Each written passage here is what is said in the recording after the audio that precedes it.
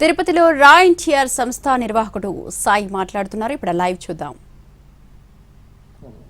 మా వెనకాల ఎవరూ లేరు. ఒక పెద్ద కథనం రాస్తే దాన్ని మేము ఫైట్ చేసేంత దమ్ము ధైర్యం కూడా మాకు లేదు. మౌనంగా కూర్చోవడం తప్ప. సరే, ఇవన్నీ పక్కన పెడదాం. ఇవాళ వేదిక ఊరువాడ కాన్సెప్ట్ గురించి డిస్కస్ చేసుకోవాలి. ఒక సినిమాకి ఎలా అయితే ఫస్ట్ హాఫ్ సెకండ్ హాఫ్ అని 2 భాగాలు ఉంటాయో, ఊరువాడ కార్యక్రమానికి 3 అడుగులు ఉంటాయి. మొదటి అడుగు సేవతో యువ జాగృతి.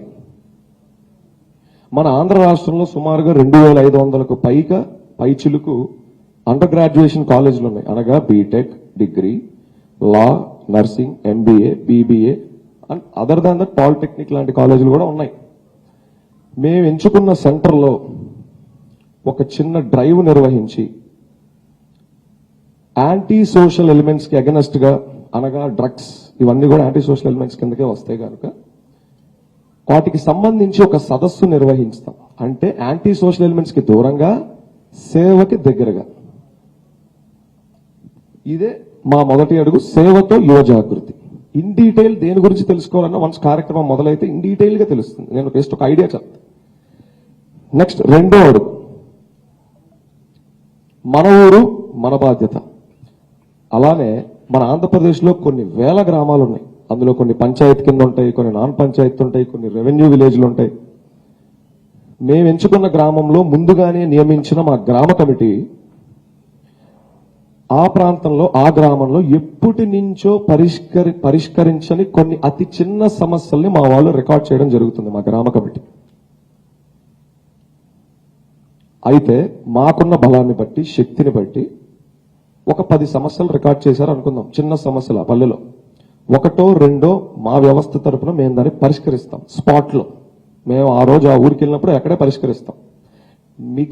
మిగతా సమస్యలు ఏవైతే ఉంటాయో వాటిని రికార్డ్ చేసుకోవడం జరుగుతుంది. ఇందులో భాగంగా రైతు సదస్సు కూడా ఇందులో నిర్వహిస్తాం. ఈ మన ఊరు మన బాధ్యతలోనే భాగంగా రైతు సమస్య కూడా ఇక్కడే, రైతు సదస్సు కూడా ఇక్కడే ఉంటుంది. మూడో అడుగు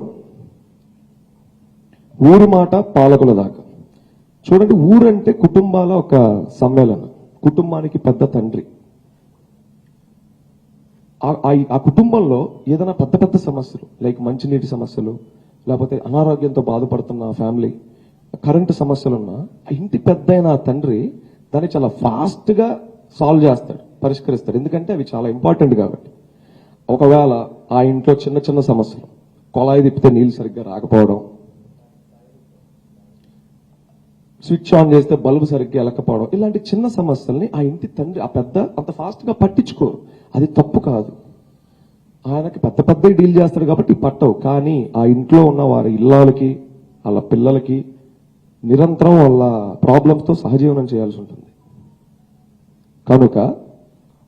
కనుక మనం మన తండ్రినైనా మనం మన కష్టాలు ముందు పెట్టుకోకపోతే అవి సాల్వ్ అవ్వవు. చిన్నవే కానీ రోజు మనం వాటితో పోరాడాలి. సో ఇప్పుడు ఊరికి ఎగ్జాంపుల్ గా తీసుకుందాం. ఒక మనిషిగా వెళ్ళి ఒక సంబంధిత అధికారిని కలిసి ప్రజెంట్ చేయాలంటే కష్టాలు, చెయ్యొచ్చు, చేయలేకపోవచ్చు, వెనకడుగేయచ్చు. దానికి చాలా ధైర్యం కావాలి. ప్రజెంట్ చేసే స్టైల్ తెలిసి ఉండాలి. ఇప్పుడు ఒక అధికారికి ఫోన్ చేసి మాకు ఇది లేదు అని చెప్పలేం. ఏది లేదు, ఎక్కడ లేదు, దానికి ఎంత ఖర్చు అవుతుందమ్మా, ఏంటి అని వాళ్ళు అడిగినప్పుడు చెప్పే స్టైల్ ఉండాలి. దానికి ఒక ఇది ఉండాలి, ప్రెజెంటేషన్ స్కిల్స్ ఉండాలి. వాటిల్ని మేము కల్పిస్తాం. ఒక వ్యక్తిగా అవ్వంది వ్యవస్థకు అవుద్దని మేము చాలా బలంగా నమ్ముతున్నాం. ఇందులో